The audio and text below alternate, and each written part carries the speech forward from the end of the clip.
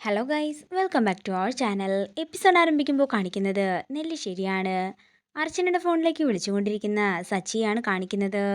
എന്നാൽ താൻ അവിടെ നിന്ന് പറഞ്ഞിട്ട് പോയ കാര്യങ്ങളൊക്കെ ഓർക്കുന്നത് കൊണ്ട് തന്നെ അർച്ചനയ്ക്ക് ഫോൺ എടുക്കാൻ സാധിക്കുന്നില്ല. അർച്ചന സച്ചിയുടെ കോളിലേക്ക് നോക്കിയതിനു ശേഷം മുറിയിൽ നിന്നും പുറത്തേക്ക് പോകുന്നതാണ് കാണിക്കുന്നത്. അതേസമയം നെല്ലിശ്ശേരിയിൽ ദേഷ്യത്തോടെ ഫ്ലവർ വൈസ് എടുത്ത് ദൂരേക്ക് വലിച്ചെറിയുകയാണ് സച്ചി. ഇത് കണ്ടുകൊണ്ട് ധനുഷും സന്ദീപും കൂടി മുറിയിലേക്ക് ചെല്ലുകയാണ്. എന്താ സച്ചിയേട്ടാ ഇതെന്ന് ധനുഷ് ചോദിക്കുമ്പോൾ ഏട്ടത്തി പോയത് ഏട്ടന് സഹിക്കാൻ പറ്റുന്നില്ലെന്ന് ഞങ്ങൾക്കറിയാമെന്ന് സന്ദീപും പറയുന്നു.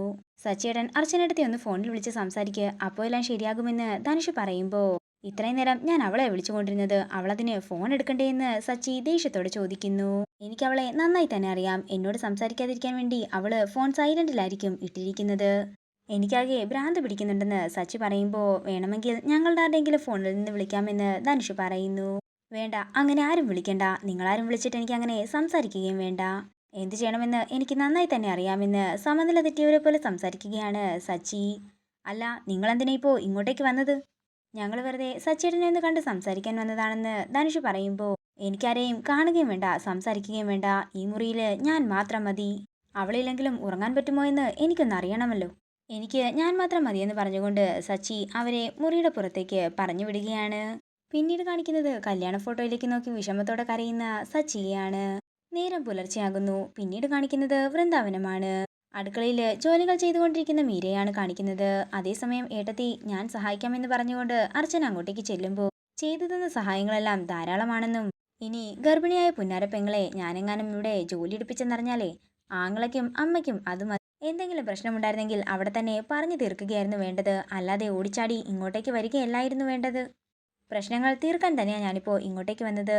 ഞാനും എൻ്റെ കുഞ്ഞും കാരണം ഏട്ടത്തിക്ക് എന്തെങ്കിലും പ്രശ്നമുണ്ടോ? ഉണ്ടല്ലോ, എനിക്ക് നല്ല പേടിയുണ്ട്. നിന്റെ ദോഷം കൊണ്ടാണല്ലോ നീ ഇപ്പോൾ ഇങ്ങോട്ടേക്ക് വന്നിരിക്കുന്നത്. അതേസമയം ഇതെല്ലാം കേട്ടുകൊണ്ട് അനൂപ് അടുക്കളയിലേക്ക് ചെല്ലുകയാണ്. നിനക്കത്രയ്ക്ക് പേടിയാണെങ്കിലേ നീ കുറച്ച് ദിവസം നിന്റെ വീട്ടിൽ പോയി നിൽക്ക്. അച്ചു നെല്ലിശ്ശേരിയിലേക്ക് പോയിട്ട് നീ തിരിച്ചിങ്ങോട്ടേക്ക് വന്നാൽ മതി. എനിക്കറിയാം അനൂപേട്ടനിപ്പോൾ ഇതേ പറയൂ എന്ന്. അല്ലെങ്കിലും പെങ്ങളെ കാണുമ്പോൾ നിങ്ങൾക്കിപ്പോൾ എന്നെ വേണ്ടല്ലോ. മര്യാദയ്ക്ക് നിന്റെ നാവടക്കി വെച്ചോണം. അച്ചുവിടെ ഉള്ളിടത്തോളം കാലം അവളുടെ എല്ലാ കാര്യങ്ങളും നോക്കേണ്ടത് നീ തന്നെയാണ്. അതിലെന്തെങ്കിലും വീഴ്ച വരുത്തിയാലേ പിന്നെ നീ ഈ വീട്ടിലുണ്ടാകില്ല. അനുപേട്ട വേണ്ട, ഏട്ടത്തിയെ വഴക്ക് പറയേണ്ടെന്ന് അർച്ചന പറയുമ്പോൾ അല്ലെങ്കിലും ഞാനാണല്ലോ ഇവിടുത്തെ അധികപ്പറ്റ് എന്ന് പറഞ്ഞുകൊണ്ട് ദേഷ്യത്തോടെ മീര അടുക്കളയിൽ നിന്നും പോവുകയാണ്. തുടർന്ന് അർച്ചനയെ സമാധാനിപ്പിച്ച് മുറിയിലേക്ക് പോവുകയാണ് അനൂപും. പിന്നീട് കാണിക്കുന്നത് നെല്ലിശ്ശേരിയാണ്. എല്ലാവരും ആഹാരം കഴിക്കാനായി ഇരിക്കുമ്പോൾ ഓണത്തിന് തൊഴിലാളികൾക്ക് ബോണസ് കൊടുക്കേണ്ട കാര്യം പറയുകയാണ് അവന്തിക. ഈ കാര്യം എന്തിനാ ഇപ്പോൾ ഇവിടെ പറയുന്നത്? അതിനുള്ള ചർച്ചകളൊന്നും ഇതുവരെ നടന്നിട്ടില്ലല്ലോ എന്ന് സച്ചി ചോദിക്കുന്നു. സമയമാകുമ്പോൾ തൊഴിലാളികളുമായിട്ട് ഞങ്ങളത് സംസാരിച്ചോളാം. അവന്തികേട്ടത്തി അതോർത്ത് ടെൻഷൻ ആകണ്ടെന്ന് ധനുഷും പറയുന്നു. ആദ്യമൊക്കെ ഈ കാര്യങ്ങൾ തീരുമാനിച്ചിരുന്നത് നന്ദേട്ടനായിരുന്നു. ഇപ്പോൾ നന്ദേട്ടന്റെ ഭാര്യ എന്ന സ്ഥാനത്തുനിന്ന് എനിക്കും തീരുമാനങ്ങളൊക്കെ എടുക്കാനുള്ള സ്ഥാനമുണ്ട്.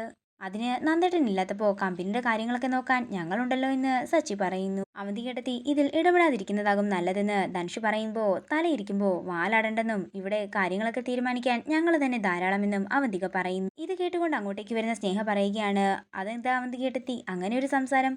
അവന്തികേട്ടത്തിക്ക് ഈ വീട്ടിൽ എന്ത് സ്ഥാനമാണോ ഉള്ളത് അത് തന്നെയാണ് ധനുഷിനും ഈ വീട്ടിലുള്ളത്. നന്ദേട്ടന്റെ അധികാരം അത് നന്ദേട്ടന് മാത്രമുള്ളതാ, അതാർക്കും തീരെഴുതി കൊടുത്തിട്ടില്ല. അതുപോലെ തൽക്കാലം കമ്പനിയുടെ കാര്യങ്ങളെല്ലാം ഞങ്ങൾ തീരുമാനിച്ചോളാം. ഏട്ടത്തി തൽക്കാലം അതിൽ ഇടപെടേണ്ടെന്ന് സച്ചി പറയുമ്പോൾ അത് അച്ഛൻ തീരുമാനിക്കട്ടെ എന്ന് അവന്തിക പറയുന്നു. അച്ഛൻ എന്താ ഒന്നും മിണ്ടാതിരിക്കുന്നതെന്ന് സച്ചി ചോദിക്കുമ്പോൾ കമ്പനിയിലെ പൊതുവായ കാര്യങ്ങളിൽ തീരുമാനമെടുക്കാനായി ഞാൻ അവന്തികയെ കൂടി ഏൽപ്പിച്ചിട്ടുണ്ടെന്ന് സേതുമാധവൻ പറയുന്നു. മാർക്കറ്റിംഗും അക്കൗണ്ടും കൂടി അവന്തികയെ ഏൽപ്പിക്കാമെന്നാ ഞാൻ കരുതുന്നതെന്ന് സേതു പറയുമ്പോൾ അതിന്റെ കാര്യമില്ലെന്നും മാർക്കറ്റിംഗ് ഒക്കെ ഇപ്പോൾ ധനുഷ് നന്നായി തന്നെ കൈകാര്യം ചെയ്യുന്നുണ്ടെന്നും സച്ചി പറയുന്നു. നിങ്ങൾ എന്തിനാ എല്ലാവരും കൂടി അവന്തികയെ എതിർക്കുന്നത്? അവന്തിക നന്ദന്റെ ഭാര്യയല്ലേ?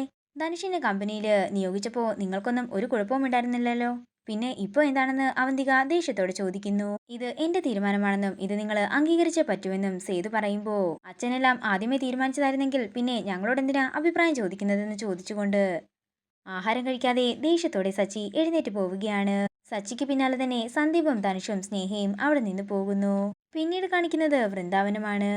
അർച്ചന അനൂപിനോട് പറയുകയാണ്, അനൂപേട്ട എന്റെ കാര്യം പറഞ്ഞ് ഏട്ടനും ഏട്ടത്തിയും തമ്മിൽ വഴക്കുണ്ടാക്കരുത്. പിന്നീട് കാണിക്കുന്നത് നെല്ലിശ്ശേരിയാണ്. സച്ചി ഓഫീസിലേക്ക് പോകാനായി ഇറങ്ങുമ്പോൾ ആതിര സച്ചിയുടെ അടുത്തേക്ക് ചെല്ലുകയാണ്. സച്ചിയേട്ടൻ ഒന്നും കഴിച്ചില്ലല്ലോ എന്ന് ആതിര ചോദിക്കുമ്പോൾ അവന്തിക അങ്ങോട്ടേക്ക് ചെല്ലുകയാണ്. സച്ചി, ചിലരെല്ലാം ഈ വീട് വിട്ടിറങ്ങിപ്പോയാൽ ഇവിടുത്തെ മേൽക്കൂര വരെ താഴെ വീഴുമെന്നായിരുന്നല്ലോ പറഞ്ഞുകൊണ്ടിരുന്നത്. എന്നിട്ടിപ്പോ എന്തായി? ഒന്നും സംഭവിച്ചില്ലല്ലോ. എല്ലാം പഴയതിനേക്കാൾ ഗംഭീരമായി നടക്കുന്നുണ്ട് താനും. പിന്നെ സച്ചി ആഹാരം കഴിക്കാത്തത് ഇവിടെ ആഹാരമില്ലാത്തത് കൊണ്ടോ അല്ലെങ്കിൽ അർച്ചന ഇല്ലാത്തത് കൊണ്ടോ ഒന്നുമല്ലല്ലോ. അച്ഛൻ എനിക്ക് കമ്പനിയിൽ സ്ഥാനം തന്നതിന്റെ എതിർപ്പ് അച്ഛനോട് മറുത്തൊന്നും പറയാൻ സാധിക്കാത്തത് കൊണ്ട് ആഹാരത്തിന്റെ മുന്നിൽ നിന്നും എഴുന്നേറ്റ് പോയി, അത്ര തന്നെ. എനിക്ക് അവധി കേട്ടത്തിയോടൊന്നും സംസാരിക്കാനില്ല, പറയാനുള്ളതൊക്കെ ഞാൻ അച്ഛനോട് പറഞ്ഞിട്ടുണ്ട്. ഇത്രയും പറഞ്ഞുകൊണ്ട് സച്ചി പുറത്തേക്ക് പോകുമ്പോ ആതിരയോട് അവന്തിക പറയുകയാണ്, ആതിരെ നീ നിന്നെ, എനിക്ക് നിന്നോടൊരു കാര്യം പറയാനുണ്ട്. എന്താ കാര്യമെന്ന് ആതിര ചോദിക്കുന്നു. ഇതോടുകൂടി ഇന്നത്തെ എപ്പിസോഡ് ഇവിടെ തീരുകയാണ്. വീഡിയോ ഇഷ്ടമായെങ്കിൽ മറക്കാതെ ലൈക്ക് ചെയ്യുക, ഷെയർ ചെയ്യുക, കമന്റ് ചെയ്യുക. കൂടുതൽ സീരിയൽ അപ്ഡേറ്റ്സിനായി മറക്കാതെ സബ്സ്ക്രൈബ് ചെയ്യുക.